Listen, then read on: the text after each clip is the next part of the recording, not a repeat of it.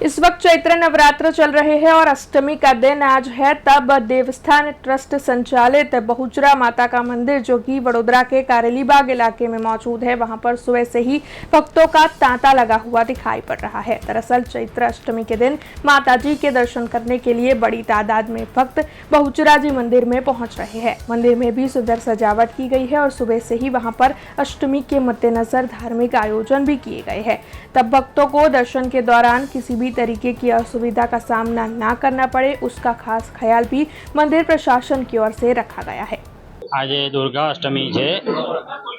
आज सवारे 10 वाग्याથી લઈને સાંજે 5:30 વાગ્યા સુધી હવન કરવામાં આવશે અને દર્શનાર્થે ભાવિક ભક્તો આવશે અને હવનમાં નારિયેળ ઉમશે।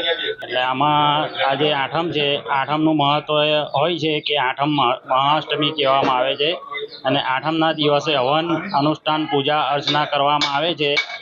એટલે માતાજીનો આઠમનું મહત્વ હોય છે।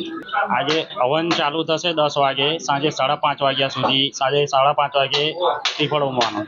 हमसे जुड़े रहने के लिए हमारे YouTube चैनल को सब्सक्राइब करें और नई वीडियो की नोटिफिकेशन के लिए बेल आइकॉन को दबाएं।